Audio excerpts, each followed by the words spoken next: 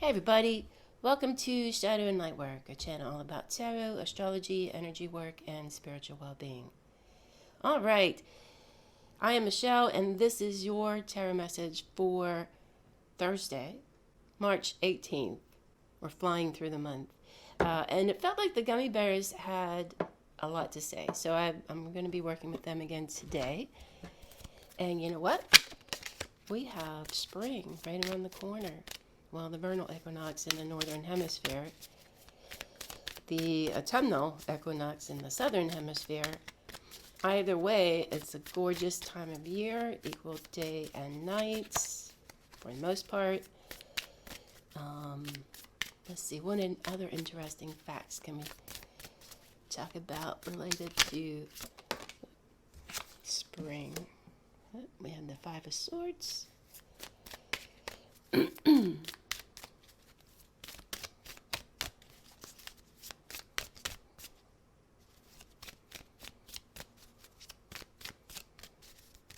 So actually, stay tuned because I may be doing the Seven of Cups in reverse, which is always an interesting way to read the Seven of Cups. Okay, so stay tuned because with the vernal equinox, I might do I'm thinking about doing a pick a card reading in celebration. And Ace of Pentacles. So that'll be for the weekend, I hope. Okay. Well, this is an interesting combination of cards. So we have the Five of Swords, which is represents thought, and in this particular case, it represents a disruption of thought. There's been a disagreement in the picture. You can see the two gummy bears in the background. We're having it out with the third gummy bear who's apparently won the argument and is picking up their swords in defeat. So the Five of Swords can represent an argument or disagreement or a disruption in thought. It's based on the intellectual scale with others or within yourself. It can be an internal struggle or argument as well. The Seven of Cups, little piece of fuzz there. The Seven of Cups in the upright position represents illusion. It can also represent dream time. But you see this gummy bear staring into a cloud, and there are 7 cups with 7 different things, items in each of the cups. And not all of them are actually desirable or something that you would want out of a cup. One is a snake, the other's a mystic. There's a cup full of gems and prosperity. But the idea is that this little gummy bear is being presented with, or you are being presented with, an illusion. That there's so much emotional energy out there, it's hard to separate the wheat from the chaff, the real from the illusion, the mystery from the reality. And when it's in reverse, for me that represents, again, an internal reflection. So when a card is in an upright position, it's more of an external representation of your environment. When, as I read it, and everybody has a little bit different perspective on how they interpret a card in a reverse, I usually look to a card in reverse represents an internal process. So it's about inner reflection rather than external communication. And it can also represent loss. Rather than gaining something, it can be the loss of something. So we have the Ace of Pentacles also in reverse as the overall energy. And since Pentacles represents opportunity, in reverse, I would say this could represent a loss of an opportunity. So the overall picture here, I'm going to say there's a bit of caution in this message, in that an argument or a disagreement or an internal distraction in your own mind might create a situation where you're presented with an opportunity here, but that you might miss that opportunity because of the illusion created in your own mind. That what you think is the situation might not be because of a distraction that you're dealing with. So, might be an opportunity just to slow down for a minute, try to get some clarity in a situation.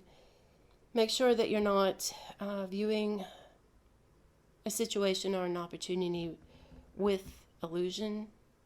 Make sure you have some clarity around something that you're not quite getting or something that you're not quite sure about. If there's any doubts in a situation, it'd be a good time just to step back. Yesterday's reading had to deal with perspective. Maybe step back, get some perspective so that you don't miss that opportunity. And I'm going to pull another card to see if we can get some clarification here. So I'll be right back.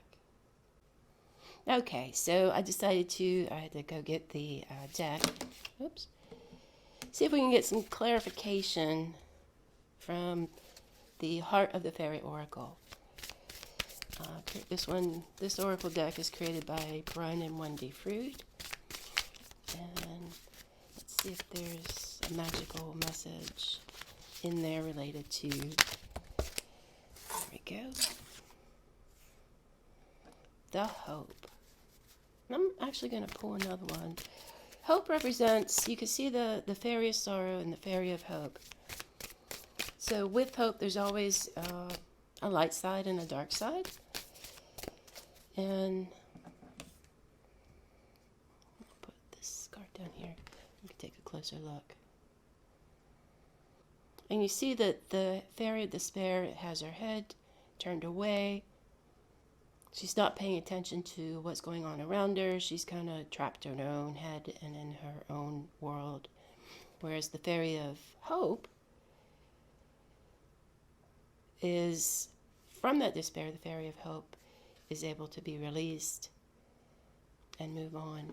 Okay, so let's see if there's another. And I'll read a passage from the meaning of that card. The Maiden. Okay, that's also an auspicious card representing the exuberance of youth. Okay, so I'm going to grab the Brian and Wendy Frood Heart of the Fairy Oracle guidebook. So the hope. Hold that there for a second. It represents light in the dark, faith, and comfort. So this is the fairy of dark despair. She is there in your darkest hour. We know people who have had her tattooed on their backs. And my question when I first saw that was, why would you want dark despair on your back? But as I thought about it, I realized that she is there as a comfort. She feels despair and lives it with you. She helps you through it because the only thing you do is go through it and come out on the other side, free of that emotion. A little fairy hovering above her is hope. In all despair, there is hope. It may be small and it may seem insignificant, but it is there. Hope is the bright spark, the tiny bit of magic that can turn the tide of despair. Whenever you find the fairy of dark despair, you will also find hope. In the wings of the fairy herself, in her garland of golden flowers, as the sun reaches the darkest shadows, hope crowns despair. And, spring represents hope, too. It's the time of year when everything is coming back to life. The things that out there that looked dormant, that were dormant, but looked dead and lifeless, are sprouting new leaves, sprouting new growth. And I think it's a time for us to regenerate as well. Kind of do that spring house cleaning internally and externally. So, if you find this card in a reading, remember there is hope in any situation. It may not come in the form you're expecting or would wish for, but look for it and you will find it nonetheless. Have faith that something good can come. By allowing that thought in, the darkness of despair can begin to give way to the light of hope. All right, and let's see what the maiden has to say. So this is lovely, actually. So the maiden represents endless possibilities and wonder, first love, youthful exuberance. Love and romance are her lifeblood, and where she walks in fairy, romance blossoms and love flowers in her wake. So no matter what our age, we must honor the maiden and acknowledge her in our lives and relationships. It's important to remember how we felt when we first became aware of romantic love, whether through our own experiences or through books or films, whatever portrayed that first awakening for us. We can become jaded with time and experience. We lock our young emotions away and forget about them. It's important to remember those emotions every once in a while. They will not always be happy memories. First love can be very painful, but even the pain of first love is very different from what we feel as more experienced travelers in the realms of romance.